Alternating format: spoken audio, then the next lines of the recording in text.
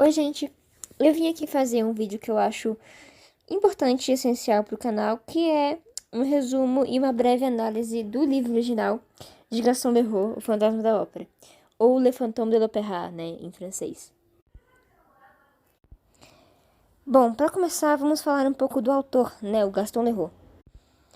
Gaston Leroux era um jornalista francês, né, e ele gostava muito de escrever romances policiais e investigativos. E quando você vai ver o trabalho dele, especialmente O Fantasma da Ópera, você vê muita inspiração dele em principalmente três autores. O primeiro é Edgar Allan Poe. Inclusive, tem um capítulo em O Fantasma da Ópera que é uma referência direto a um dos contos do Edgar Allan Poe, no caso, A Máscara da Morte Vermelha. Tem também o Victor Hugo. Toda essa drama, a tragédia de personagens que, por causa da sua aparência, são renegados da sociedade. Isso é muito presente em O Fantasma da Ópera. E, pra quem não sabe, Victor Hugo é o cara que escreveu Os Miseráveis, O Corcunda de Notre Dame e O Homem que Ri, entre outras obras. E também, o mais significativo, na minha opinião, é o Arthur Conan Doyle, que é o cara que inventou Sherlock Holmes, né? O Gaston Leroux, ele era assumidamente um grande admirador de Arthur Conan Doyle. E como o Fantasma da Ópera é uma história de suspense, né? Algo mais investigativo, um suspense, assim, de mistério, de fato, né? Você vê muita inspiração das obras do Sherlock Holmes na escrita do Gaston Leroux. A obra originalmente saiu em folhetins, em 1909, e ela foi ser concluída, né, em 1910, e virou um livro físico em 1910. Por isso que a gente fala que o livro foi oficialmente lançado em 1910 e não em 1909. Antes de eu falar um pouco sobre o que acontece na história, eu vou dar um breve resumo sobre os personagens principais e alguns secundários também. Bom, os protagonistas da obra são Raoul de Chagny e Christine Daae. Para contextualizar, eles são amigos de infância, né? O Raoul, ele é um visconde, né? Um cara da alta nobreza da França, né? De Paris. Já a Christine, ela não é francesa, ela é escandinava. E ela acabou se separando depois que o pai dela morreu, né? Ela é órfã. A mãe dela morreu quando ela era bem jovem e o pai dela morreu ali quando ela era já uma criança um pouco mais crescida. E depois desse evento, ela acabou se afastando do Raoul. A gente também tem alguns personagens mais secundários, como por exemplo o Conde de Chagny, ou Conde Philippe de Chagny, que é o irmão mais velho do Raoul. Tem também a Carlota, que é meio que uma rival da Christine. Ela é a cantora original, assim, do Opéra Garnier, que é o lugar onde se passa a história. Só que como a Christine substituiu ela, né, nos cantos, nas apresentações, ela fica muito puta e começa a meio que boicotar a Christine. Por isso que ela se torna meio que umas rivais. Apesar da Christine nunca ter pedido, né, pra ser inimiga da Carlota. Tem também a Madame Valérius, que é meio que uma mãe adotiva, uma figura materna aí pra Christine.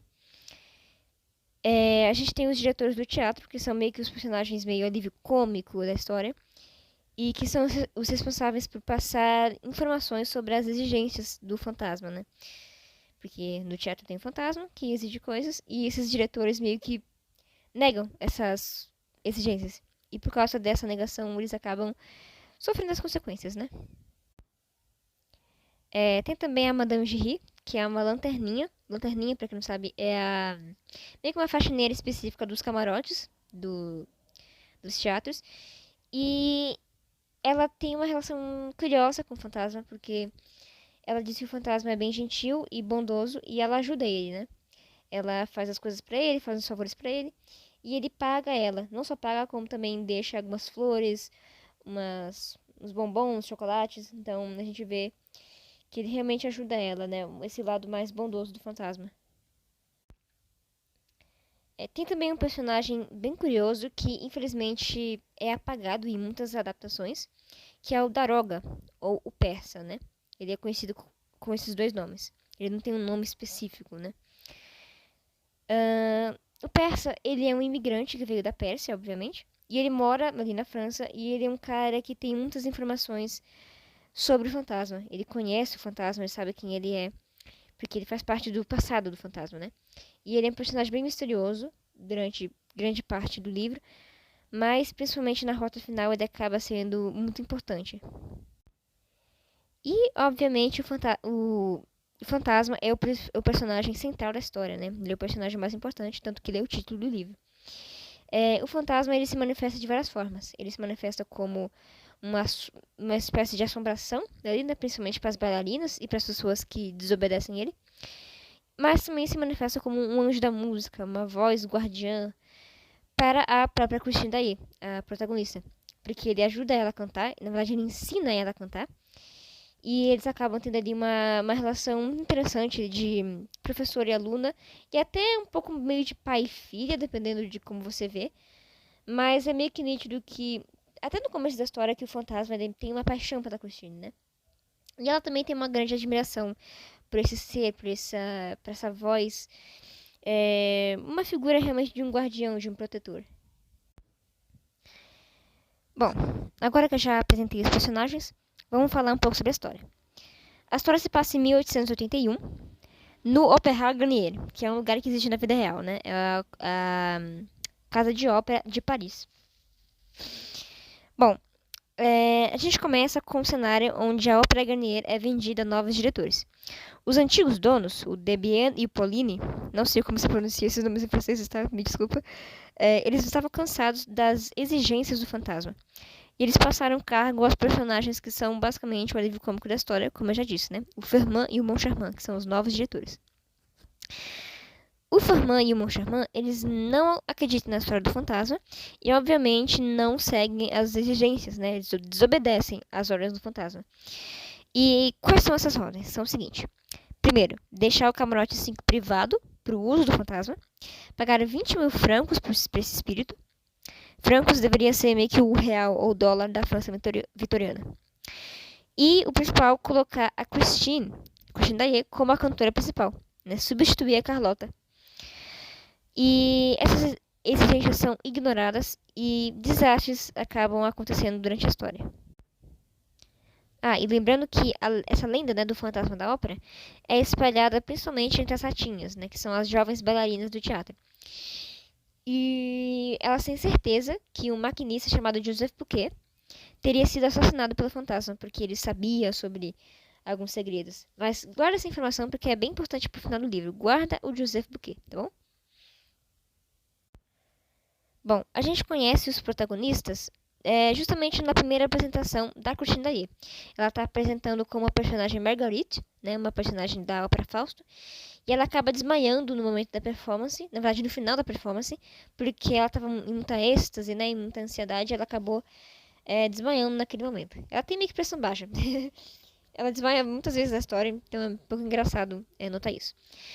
Ela é levada para o camarim, né, para receber alguns cuidados, e ela acaba reencontrando seu amigo de infância, o Raoul de Chany, o Visconde, né? Ela não reconhece ele muito de início e meio que deixa claro que ela não estava muito afim de conversar com ninguém.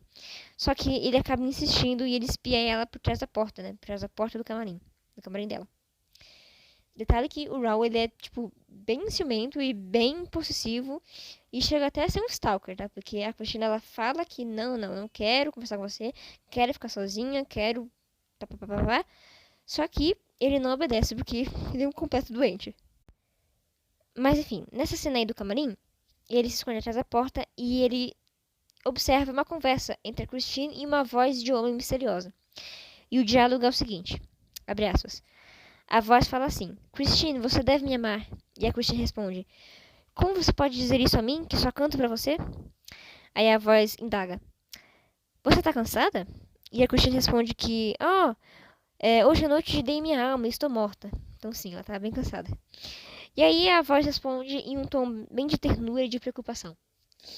Sua alma é algo maravilhoso, criança. Nenhum imperador recebera um presente melhor. Os anjos choraram essa noite. Fecha aspas. Então a gente tem esse diálogo bem romântico, bem interessante entre a Christine e essa voz, que meio que tá óbvio que é o fantasma, e que a própria Christine chama de anjo da música. Então, meio que pra deixar claro, é esse triângulo amoroso que se forma entre o Raoul, a Christine e o fantasma. Porém, o Raoul, sendo o machinho bosta que ele é, Ele espera a Christine sair e entra no camarim dela sem permissão. Só que ele não encontra ninguém. E aí ele declara ódio e guerra contra essa voz de homem que ele nem sabia que era e que, detalhe, nem sabia da existência do próprio Visconde. Então, meio que mostra aí com um pouco do caráter do Raoul, se é que ele tem um caráter. Nos capítulos seguintes, fica bem claro que o fantasma da ópera, também chamado de Anjo da Música, ou Voz de Homem, ajudava a Christine e meio que se vingava de quem não seguia as regras dele. E principalmente se vingava de quem machucava a Christine, né? Como, por exemplo, a Carlota. Por exemplo, uma das cenas mais icônicas da história, o fantasma, ele derruba um lustre, né? Quando ele descobre que os diretores novos demitiram e meio que humilharam a Madame Giry, que é a lanterninha que ajudava ele.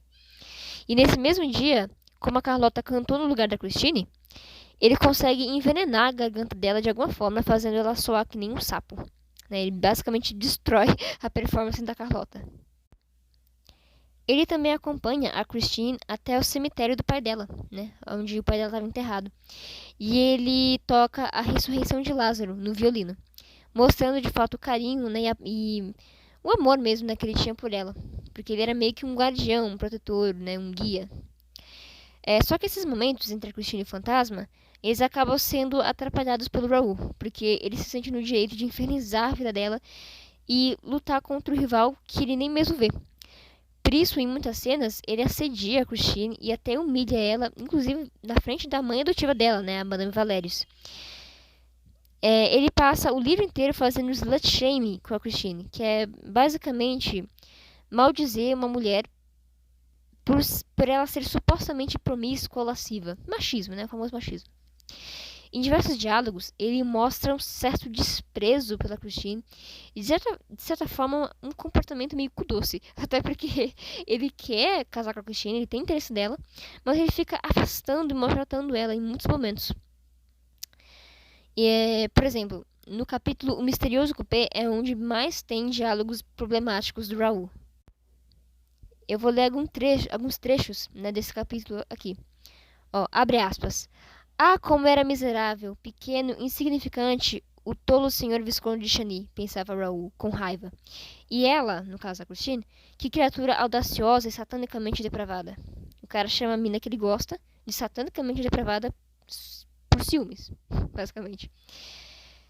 Outro trecho. Não existia mais frio, mais morto que o seu coração. Amara um anjo e desprezara uma mulher. Ou seja, ele ama, entre aspas, uma idealização de pureza e submissão que ele tem pela Christine, e não ela, de fato, como pessoa. E olha que diálogo, assim, inacreditável. Olha aqui, ó. Pra mim, na minha opinião, é o diálogo que mais mostra esse caráter, esse comportamento muito doentio que ele tem pela Christine. Aqui, ó, entre aspas. De que adianta, não é mesmo? Ter um rosto tão gracioso, fronte tão tímida, e sempre à beira de cobrir-se com um véu cor-de-rosa de pudor? Se é para passear na noite solitária, ao fundo de um cupê de luxo, na companhia de um misterioso amante? Aqui, para contextualizar, ele achava que a Christine estava tendo um caso com o professor dela, que no caso é o fantasma. Continuando. Não deveria haver limites sagrados para a hipocrisia e a mentira? E não deveria ser proibido ter os olhos claros da infância quando se tem a alma de uma cortesã? Meu Deus, que moleque insuportável. Ele chama a Christine de cortesana, de prostituta, simplesmente porque ela estava conversando com outro homem, gente. E uma das cenas mais significativas entre esse triângulo amoroso é o baile de máscaras. A Christine, ela vai até o baile com um maravilhoso dominó preto e o Raoul vai com um dominó branco. Eles se encontram ali, conversam um pouco, só que o que realmente importa é que uma figura vestida em vermelho escarlate aparece. A Morte Rubra, que é um homem coberto com uma fantasia que é o personagem, né, o antagonista do conto A Máscara da Morte Escarlate, do Edgar Allan Poe. Esse homem, obviamente, era o fantasma. E o livro, ele meio que deixa meio em dúvida se o fantasma estava usando uma máscara ou se ele não estava usando uma máscara. Mas, de qualquer forma, se você pensar em qualquer uma das possibilidades, faz muito sentido. a Christine ela parece meio que reconhecer aquela figura vestida em vermelho. E ela se esconde com o Raul no camarim dela. Só que assim, ela se esconde porque achava que a morte rubra estava seguindo eles, mas na verdade ela não estava. Nessa cena, o Raul ameaça desmascarar e agredir o suposto amante da Christine. E ele fica muito puto quando ela impede ele, né, e defende a morte rubra. No caso, a Christine impede que o Raul cometa aquela agressão, né, e ele fica muito bravo com isso. Nessa cena, ela revela de fato ter sentimentos pelo Raul, então era recíproco, né, o que ele sentia por ela, mesmo que ele não mereça. Coffee, coffee. E ela, inclusive, pede para que o Raul deixe a morte rubra em paz, deixe esse suposto amante dela em paz, em nome do amor deles, né. Nessa cena, a Christine pede pro Raul sair porque ela quer ficar sozinha, só que ele acaba se escondendo no armário dela. E ele vê novamente mais uma interação entre a Christine e o fantasma, que é a morte rubra. Ela, inclusive, segue o fantasma através do espelho e desaparece. E essa é a primeira cena onde a Christine pronuncia o terceiro nome do elemento desse triângulo amoroso, que é Eric. Ela chama ele de bom amigo e parece sentir empatia e muita afeição por ele, né? E é interessante ressaltar como o Raul descreve essa cena da Christine indo com o fantasma através do espelho. Abre aspas. A fisionomia de Christine se iluminou. Um sorriso bom veio instalar-se em seus lábios enxangues. Um sorriso como o dos convalescentes quando começam a esperar que o mal que os acometeu não os carregará para o além. A cena seguinte, do baile de máscaras, é provavelmente o ápice da imbecilidade do Raul, que é quando ele humilha a Christine na frente da Madame Valérius, chamando ela de mentirosa, estúpida, depravada, pressionando a Christine e meio que ignorando o pedido de ambas as mulheres para que ele parasse com aquela putaria. Só que ele pressiona tanto a Christine a ponto de deixar a situação insuportável que ela promete que vai se encontrar com ele na noite seguinte e vai contar toda a história que ele queria tanto saber. E aí a gente vai para o capítulo A Lira de Apolo, que fornece a maioria das informações que faltavam na história. A Christine, ela revela que recebeu aulas de graça de uma misteriosa voz há alguns meses. Voz essa que a própria Christine chamou de o anjo da música. Depois do incidente daquele lustre, né, que eu já citei, a Christine finalmente desce às catacumbas de Paris e conhece o seu maestro, seu protetor, seu tutor, que é o Eric, né? Eric, detalhe que Eric é como a gente chama ele no Brasil, tá? Porque na França o certo seria Henrique, mas pelo amor de Deus, a gente tá no Brasil, então eu vou chamar de Eric porque é muito mais fácil. Bom, o Eric, ele é o anjo da música, a voz de homem e o fantasma da ópera, todos em um homem só. E apesar de que no início a Christine ficou um tanto decepcionada que o seu professor não era um espírito obsessor, ela acaba se acostumando com ele durante os 5 dias que ela passa na casa dele. Ela inclusive meio que se afeiçoa a ele e desenvolve um apreço, né, que ela tinha, na verdade ela já tinha antes de conhecer ele, porque ela via ele de fato como uma figura não de autoridade, não como paterna, mas como um tutor, como um guardião. E quando ela conhece ele em carne e osso mesmo, ela meio que acaba gostando um pouco mais dele. Só que isso vai tudo pro ralo abaixo quando ela decide tirar a máscara dele, porque o Eric ele usava uma máscara para esconder o rosto dele. Tanto que ele fala pra ela não tocar na máscara dele, só que ela desobedece o pedido dele e ela desmascara ele numa cena muito interessante. Na cena eles estavam cantando o dueto romântico da ópera Otelo, e essa ópera ela meio que faz um paralelo com a história, porque o Ótelo, ou Otelo, e a Desdemona, que é meio que a paixão dele, eles têm essa relação meio conflituosa, com ciúmes, com insegurança mesmo, né, da parte do Otelo, e isso meio que faz um paralelo com o Eric e a Christine. E nessa cena que ela tira a máscara dele, meus amigos, o homem chora. O homem, assim, surta. Ele grita, chora, ri, peida, dá o pente no homem todo. Inclusive, ele meio que força, entre aspas, a Christine a arranhar o rosto dele. E ele sai muito machucado. É uma cena muito triste, tanto pra ela, que não esperava que ele tivesse uma reação tão violenta, quanto pra ele, que ele não tem culpa de ser tão desequilibrado mentalmente e traumatizado. Por quê? Porque nesses capítulos fica bem claro que o Eric é um homem bem solitário, bem amargurado pelas coisas que ele passou na sociedade, né? Na vida dele, né? no mundo que ele conviveu. E ele nasceu com um rosto semelhante a uma caveira, olhos fundos e dourados, né? O olho dele é dourado, diga-se de passagem. Lábios bem finos e cadavéricos, ele não tem nariz e ele é meio calvo. Além disso, ele tem um corpo bem magro e uma pele bem levemente amarelada, né? Como o livro descreve. Por causa dessa deformidade, ele foi rejeitado e muito maltratado na vida dele, inclusive pelos próprios pais, né? Tanto que ele fala isso pra Christine nessa cena. E apesar dela ter medo dele, por causa do comportamento explosivo que ele tem, ela acaba sentindo muita pena dele. E por causa desse conflito de emoções, a Christine, ela decide que ela quer sair de Paris, porque ela quer casar com o Raoul e tudo mais, ter uma vida meio fácil ali com o Visconde. Só que ela também não quer simplesmente abandonar o Eric. Por quê? Porque ela sente uma empatia por ele, ela sabe que o Eric, ele é muito frágil emocionalmente, ele até morreria se fosse abandonado assim, do nada, e ele amava muito a Christine, ele era apaixonadíssimo pela Christine. Então ela decide meio que se despedir dele, né? Cantar uma última vez pra ele, ao invés de simplesmente abandonar ele do nada. Só que, né, o Raoul, sendo um bostinha que ele zomba dela, tenta manipular ela pra odiar o Eric, e ele não aceita essa atitude da Christine de querer se despedir do Eric apropriadamente. Ele quer simplesmente arrastar ela pra fora de Paris e forçar ela a ficar longe do Eric. Só que o que nem Raoul nem a Christine imaginavam é que nessa cena o Eric ouviu tudo o que eles estavam conversando. Ele ouve essa rejeição meio que humilhante assim da Christine, porque ele estava escondido na lira de Apolo, que é uma estátua do deus grego, né, Apolo, que fica no topo do teatro, que é onde eles estavam. E ele, mano, o coitado ouve a humilhação inteira e ele acaba perdendo o controle das próprias emoções e tendo meio que um surto, que leva até o ápice final da obra.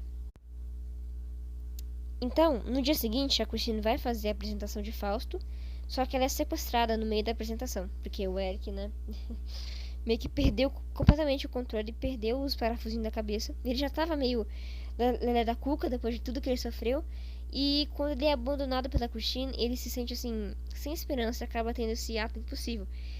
E o Raoul, ele vai lá pra decidir tentar resgatar, né, a noiva dele. Só que ele não sabe como chegar na casa do Eric. Como é que ele vai descer no subterrâneo, sendo que ele não tem nenhum conhecimento? E aí é que entra um dos personagens mais importantes da história, que é o Persa, também conhecido como Daroga. Daroga significa chefe de polícia em persa, né? Esse personagem, ele se revela sendo um amigo de longa data do Eric. Porque ele conhecia o Eric desde que eles eram adolescentes, ou jovens assim, né? Jovens adultos. E ele inclusive já salvou a vida do Eric. E apesar dele ser amigo do Eric, ele fala assim, porra, o que ele tá fazendo é meio errado, né? É meio errado sequestrar as pessoas.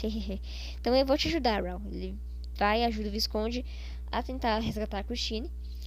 E tanto que ele tem um diálogo interessante com o Raoul, porque o Raoul fala assim, porra, por que você tá me ajudando? Você gosta da Christine? Você odeia o Eric? Ele fala, não, eu não odeio o Eric e nem sou apaixonado pela Christine. Ele faz aquilo justamente porque era meio que a coisa certa a fazer.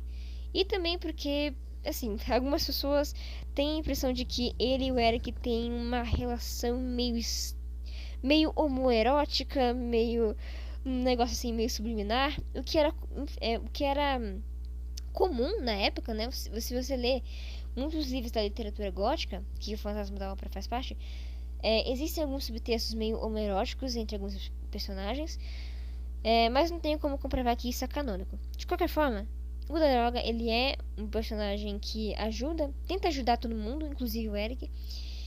E é uma pena que ele seja meio que esquecido na maioria das adaptações.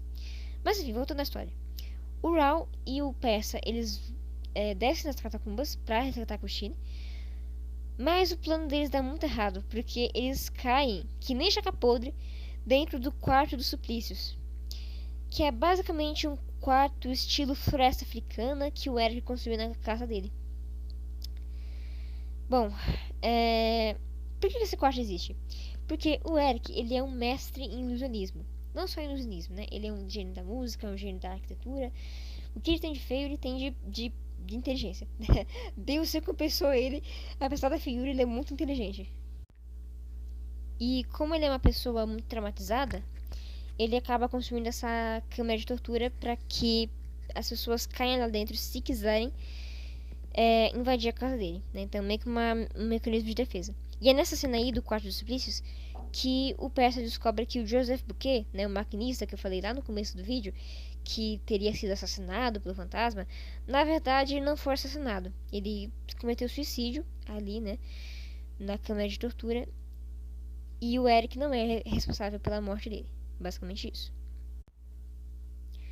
Nesse meio tempo, enquanto o Raul e o Daroga tentam manter silêncio para que o Eric não descubra que eles estão ali, a gente vê que o Eric tá lá se humilhando pela Christine, tendo 34 sustos de pânico, raiva, ansiedade tudo ao mesmo tempo.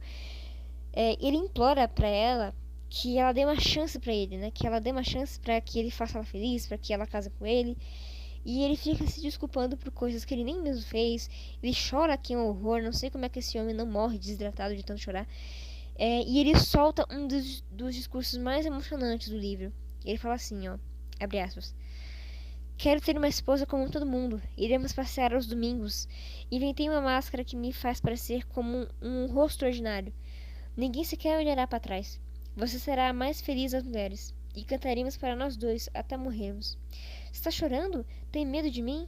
Saiba que no fundo não sou mau. Me ame e verá. Só me faltou ser amado para ser bom. Se me amasse, eu seria manso como um cordeiro e você faria de mim o que bem entendesse. Fecha aspas. Ai, que gado de respeito.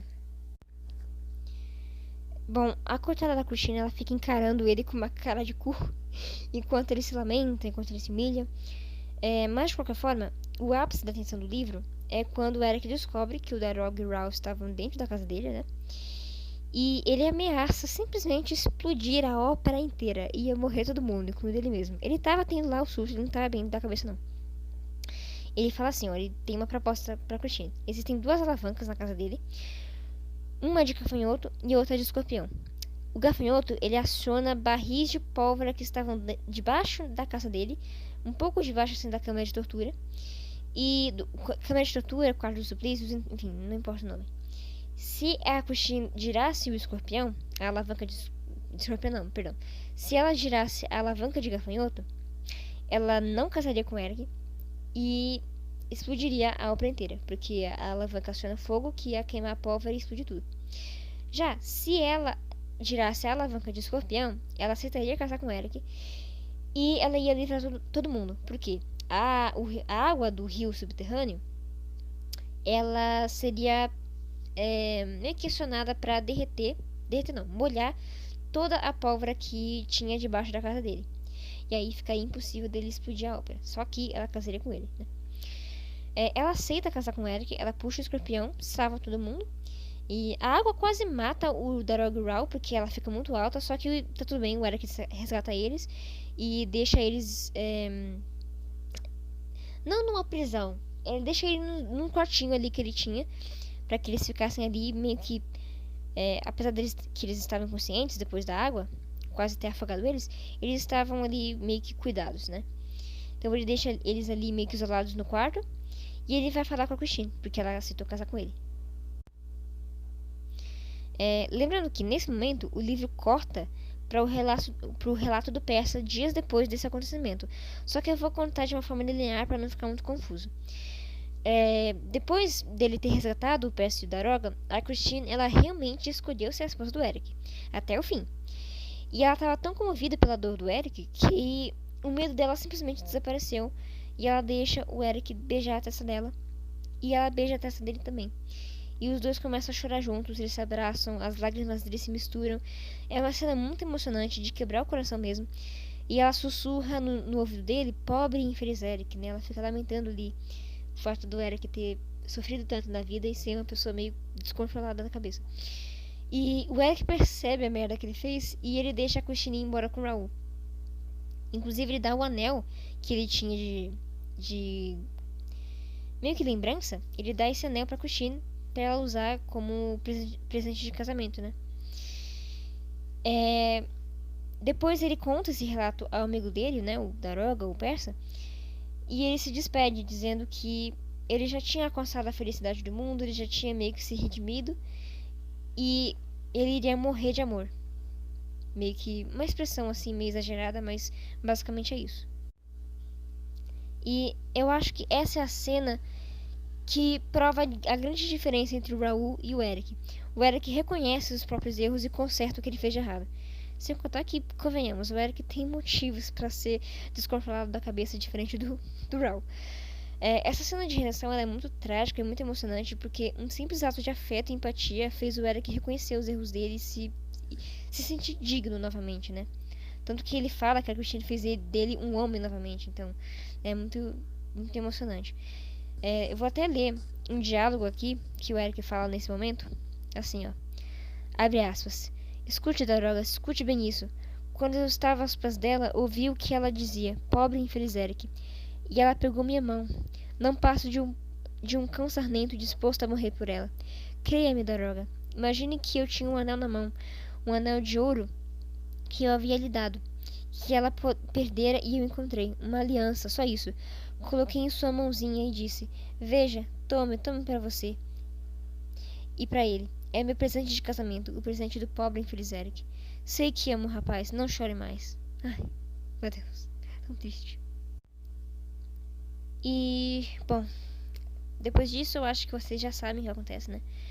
O Daroga, ele recebe os pertences do Eric alguns dias depois e o Eric morre, né? Tanto que a frase final do livro tá escrito ali: Eric morreu, no obituário, né, do jornal de Paris daquela época. 30 anos depois, eles encontram o esqueleto do Eric com o anel no dedo, que a Christine foi lá e colocou um anelzinho no dedo dele depois que ele morreu. E eles acabam enterrando o esqueleto do Eric na Academia Nacional de Música de Paris, né? E é interessante que eles reconheceram o corpo do Eric justamente pelo dedo do anel dele, e eles reconheceram que a Christine, apesar de tudo, ainda sentia, né, não amor, não diria amor, mas uma empatia pelo professor dela, né? Porque, porra, apesar dos erros dele, ele fez muita coisa por ela. Então, é meio que compreensível porque que ela sentia essa empatia, essa afeição por ele. Eu adoro muito essa história porque essa história gira em torno da busca do Eric pela redenção, né? Tudo que ele queria era se sentir amado. Ele só queria se sentir um ser humano. Ele queria um amor genuíno que foi negado dele a vida inteira. E no final ele descobre que o amor genuíno não é forçado nem chantageado. É um amor que deve se dar, assim, de graça, né? E ele foi capaz de se redimir, foi capaz de reconhecer que ele estava errado e mudar as atitudes dele. Agora eu vou dar um breve resumo sobre o backstory do Eric. O Eric, ele nasceu... O Eric tem basicamente uns 40, no máximo, assim, 50 anos. Enquanto o Raul e a Christine têm em torno de 20 e 20 anos, por aí. O Raul tem 21, a Christine tem essa faixa etária, 21, 22, 23, enfim. Já o Eric, ele é um cara de basicamente 40 anos. E ele nasceu em Rouen, que é uma cidade bem no norte da França.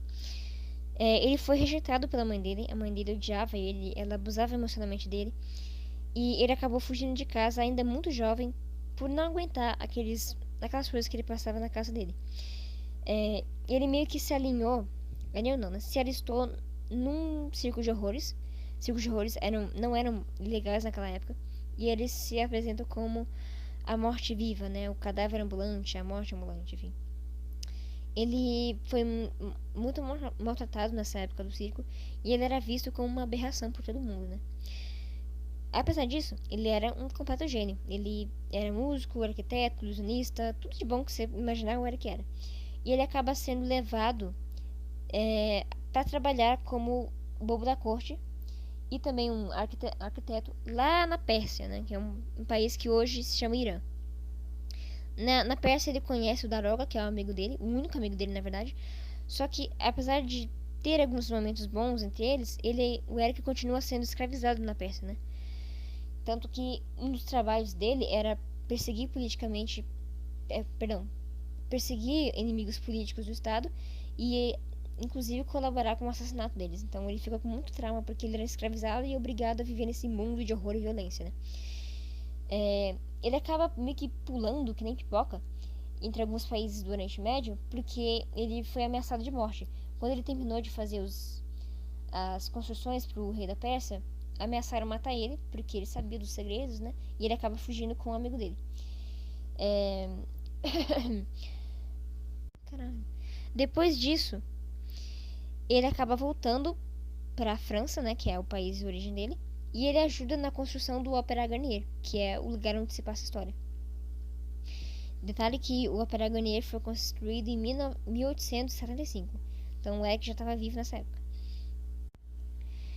E o Eric ele acaba se escondendo nas catacumbas, cansado da vida de abuso, de solidão e de rejeição da sociedade. Então ele acaba se isolando justamente por medo de lidar com as pessoas que maltrataram tanto ele. Tanto que a única pessoa que realmente se importa com ele, além da Christine, é o Daroga, né? O Persa. Bom, de qualquer forma, eu agradeço por terem assistido esse vídeo, que deu bastante trabalho pra fazer, pra gravar, pra editar, pra, enfim, tudo. E o próximo vídeo vai ser bastante interessante, porque eu vou fazer uma análise de mensagens subliminares e algumas metáforas e lições de vida, né? Sobre o fantasma da ópera, que estão presentes na obra original. Então eu vou trazer até algumas curiosidades, inclusive. Então eu espero vocês no próximo vídeo, que talvez demore um pouco pra sair, porque tem que gravar muita coisa, tem que editar muita coisa. Mas de qualquer forma vai sair, e eu espero que vocês tenham gostado desse vídeo. E espero que vocês gostem dos próximos.